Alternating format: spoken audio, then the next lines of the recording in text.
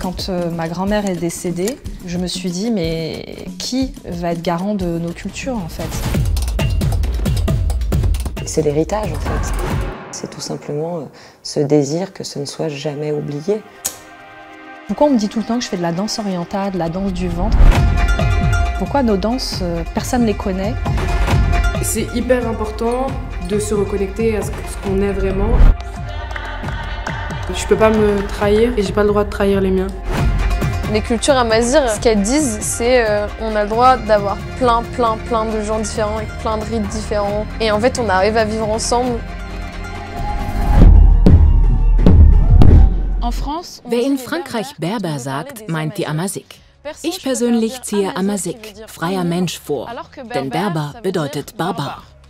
Heute sprechen wir über diese mehrere Stämme umfassende Gemeinschaft, die schon vor der arabischen und europäischen Kolonisierung in Nordafrika lebte. Die Jugend der Amazigh kämpft für eine Kultur, die allmählich ausstirbt und deren Sprache bis vor kurzem im Maghreb verboten war. Es entsteht gerade eine Bewegung, die sich durch Tanz, Musik oder Tätowierungen ausdrückt. Zunächst besuche ich die Tänzerin und Stylistin Raissa Ley beim Einkleiden der Rapperin Naira. Seit 2 Jahren bringt Raissa jungen Amazigh-Frauen bei, traditionelle Schmuckstücke anzulegen, von denen jedes eine Bedeutung hat und eine Verbindung zu ihrem ursprünglichen Stamm darstellt. Ça va? Et toi? Ouais, bienvenue. Ça fait plaisir. Je suis trop contente. Ouais. On va faire un look de malade aujourd'hui. Let's go. Yes. Les bijoux, c'était le livret A des femmes.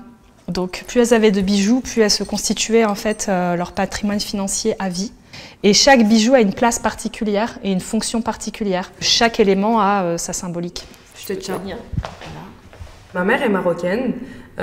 On vit à Casa, mais ma grand-mère est originaire d'un petit village qui s'appelle Souiria et on vient d'une tribu qui s'appelle les Regrega. Alors, peut-être on va commencer par ça. J'aime pas. J'ai quand même mis une pièce tunisienne parce que je la trouve incroyable et je me suis dit que ça tirait trop bien. Belle. Et du coup, ouais, un central comme ça, tu vois. Je me considère comme chanteuse de rap. Parce que je mélange le rap, la chanson, mais surtout dans les sonorités, je mélange toute la culture nord-africaine que j'ai reçue en héritage.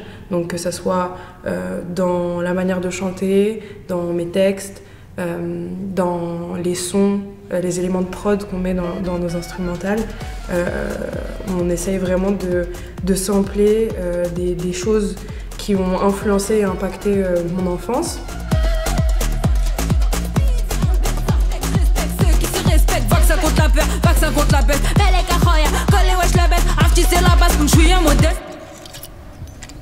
Nos grands-mères et nos arrière-grands-mères étaient tatouées sur le visage, sur les bras, sur les jambes. Ce trait symbolique sur le menton, pour moi, représente la fertilité, l'alignement, l'intégrité au sens de ce que je dis, ce que je pense et ce que je ressens sont exactement sur la même ligne. Je traîne des douleurs sous la peau, j'en fais des couleurs dans ma vie. Je me suis levée plus que tôt, qu'est-ce que je fais là? À ton avis, j'ai rien à perdre. Tout a donné, j'arrive, personne ne m'attend. Ma bonne étoile ne cesse de briller. J'ai prié pour avoir la patience.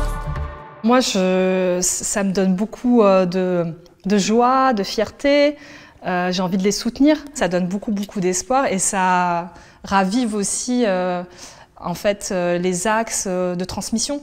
Parce qu'à travers le rap, elle arrive à parler de ça tellement naturellement que moi, direct, je me suis reconnue. Et c'est ça la beauté en fait, des identités amazighes, parce qu'il y en a plusieurs aussi.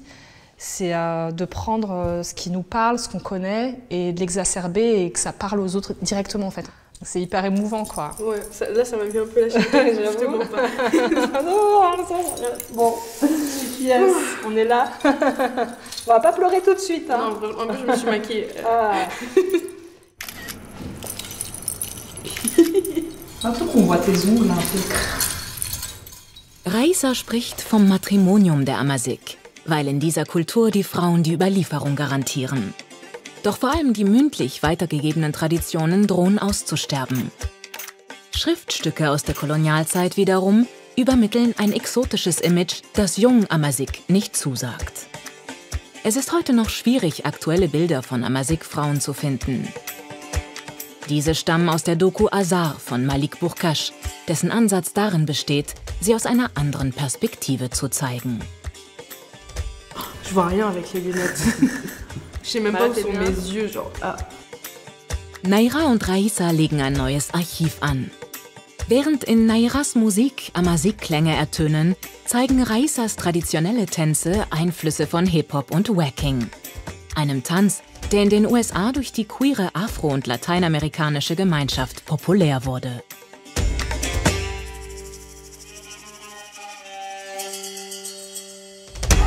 Parfois, la diaspora, donc les gens comme moi qui sont issus de l'immigration, qui sont nés en France, ne se sentent pas légitimes.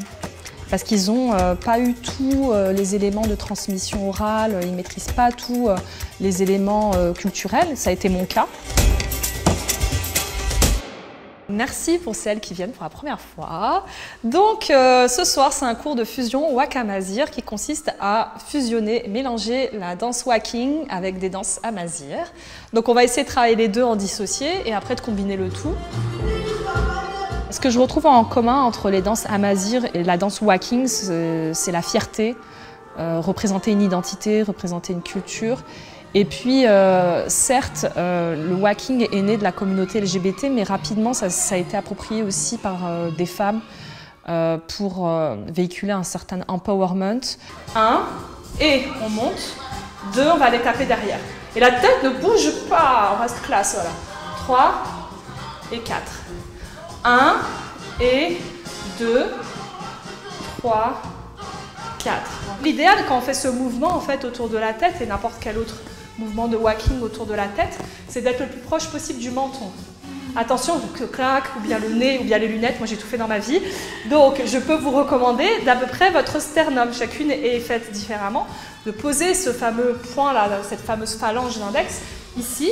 Voilà. C'est sûr qu'en fusionnant le Waking et la danse Amazigh, je vais moderniser la danse Amazigh. Mais surtout, ce qui est intéressant, c'est de faire découvrir une danse à une communauté. Il y a facilement des centaines et des centaines de danses qui sont parfois méconnues ou même abandonnées, puisqu'il n'y a plus personne pour les transmettre. On est une culture orale. Et il est important de vraiment les préserver et de les transmettre. C'est un enjeu de valorisation déjà, d'éducation, puisqu'il y a des gens qui ne savent pas du tout ce que c'est. Et ensuite, effectivement, dans la foulée, de transmission et de préservation, de sauvegarde également.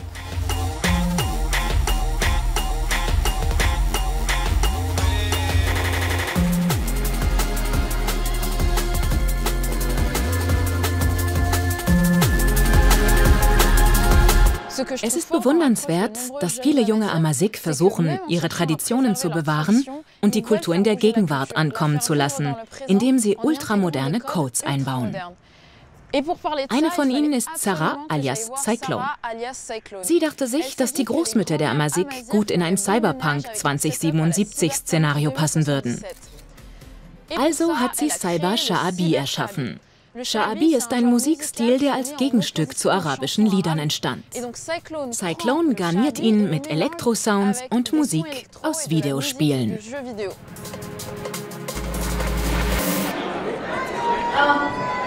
Bonjour. Ici Cyclone. Merci d'être là pour Albeit. Et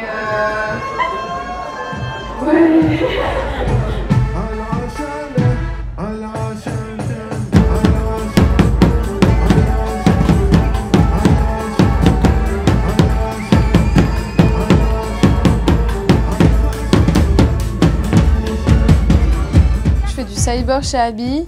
C'est un style que j'ai inventé parce que je savais pas trop me reconnaître en fait dans des genres de musique. Du coup moi c'est un mélange de bass music et genre de la drum and bass, de la dubstep et du Sha'abi. Et en fait le Sha'abi c'est ça veut dire musique populaire en arabe. Et en fait, tu as du Sha'abi dans toute l'Afrique du Nord, même en Égypte et tout.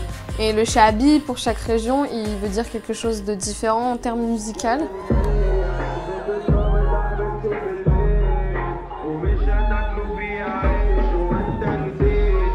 ça arrête pas de voyager. Donc moi je me disais, moi aussi je fais du shaabi parce que genre je viens juste prendre des références populaires en fait et je les mélange avec de la bass music quoi. Donc moi c'est même pas, j'ai choisi le cyber, c'est en mode, pour moi ça collait à l'esthétique dont j'avais l'habitude.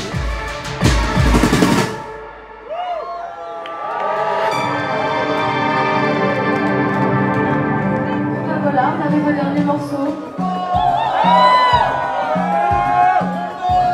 C'est bizarre pour les gens parce ils dansent bizarre en fait. Et en fait j'aime bien parce que des fois dans le public ils dansent un peu comme les danses que je vois en fait au Maroc.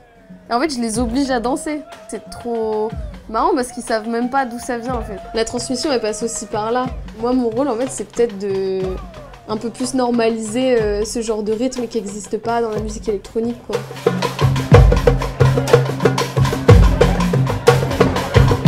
Je crois que le truc qui me marquait le plus quand j'étais petite, c'était les mariages au Maroc. Et en fait, c'était les nfr. Genre, je montre ou pas? Ouais, vas-y. Nfr. On voit pas trop là. Mais du coup, c'est une très grande trompette qui se joue à deux, en harmonie du coup. Et du coup, moi, ça m'a trop marqué en fait. Donc j'étais là en mode je veux trop faire ça. Sauf qu'il y avait que des hommes qui en faisaient. Mais à cette époque, j'avais pas le prisme homme-femme. Je me disais juste je veux faire une fur. Et voilà, j'ai fait du violon finalement.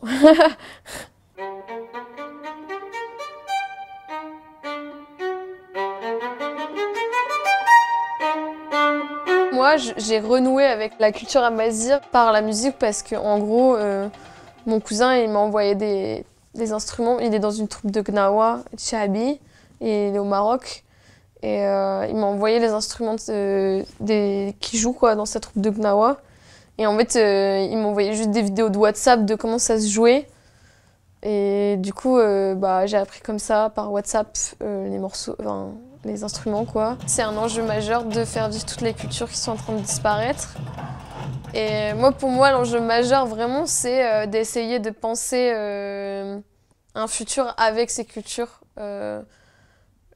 Et en fait, de pas se laisser impressionner par le fait que y a pas d'archives, il n'y a pas de ressources et tout. On a le droit d'exister aussi avec nos codes et notre époque et tout, etc.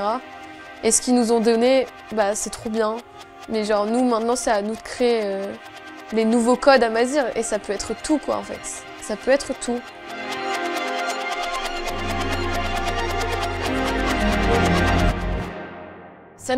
Erst vor wenigen Jahren wurden die Sprachen der Amazigh in Marokko und Algerien neben dem Arabischen als Amtssprache anerkannt. Lange Zeit waren sie verboten und stigmatisiert, ebenso wie die Gesichtstätowierungen. Aïda will die Symbolik dieser Tätowierungen und deren versteckte Botschaften durch ihre Kunst zugänglich machen.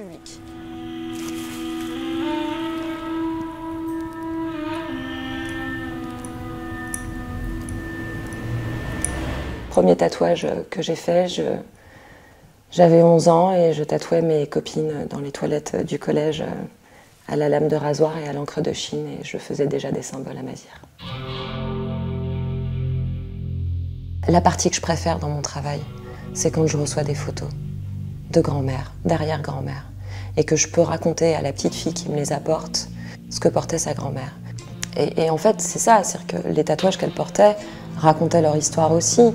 Et quand par exemple, je peux dire à une cliente, je crois qu'elle a perdu un enfant, et que derrière, elle va questionner sa mère, et que finalement, je la revois 3 mois après pour faire des retouches, et qu'elle me dit, tu sais pas quoi, j'ai appris par ma mère qu'en effet, elle avait perdu un enfant. Enfin, et en fait, c'est tout ça, et tous ces échanges, finalement, sont l'occasion de faire en sorte qu'en tout cas, ces clients que j'ai en apprennent plus. Au-delà de la culture, c'est l'histoire de leur famille qu'ils viennent aussi chercher, en fait.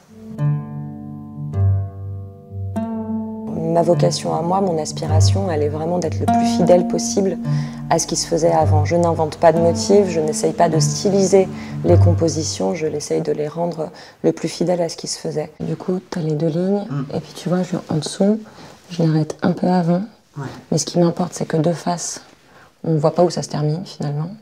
mais qu'on garde cet équilibre de la centrale qui est plus haute que les deux adjacentes. J'ai adoré rencontrer des gens et même instruire quand je pouvais ou échanger avec des clients qui ont une connaissance extraordinaire sur leur culture aussi. On m'a souvent dit « Est-ce que tu penses que ça va tomber dans l'oubli ?» Quand je regarde un petit peu mon travail, je tatoue entre 300 et 350 personnes par an.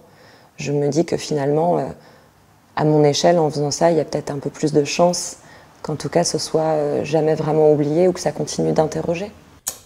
Aida hat sich dafür entschieden, alle zu tätowieren, Amazigh oder nicht. Für sie gehört es zur Philosophie ihres Volkes, diese Riten zugänglich zu machen, solange ihre Kunden die Bedeutung der Symbole verstehen. Für die Stämme der Amazigh war es schon immer üblich, durchreisende Fremde zu tätowieren, um sie zu schützen. C'est pas gratuit, c'est pas une mode, ça a toujours énormément de sens pour elles.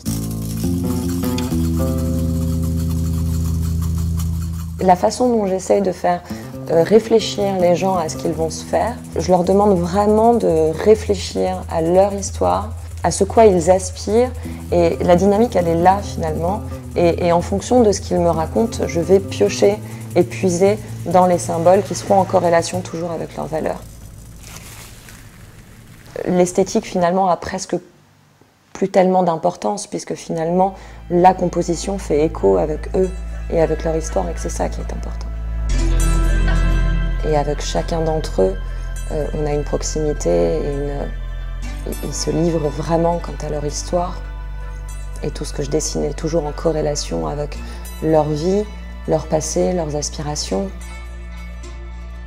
Der Kampf der Jugend der Amazigh für die Bewahrung ihrer althergebrachten Traditionen dient nicht nur dazu, wieder mit ihren Wurzeln in Verbindung zu treten, sondern auch einer ganzen Kultur eine Zukunft aufzuzeigen.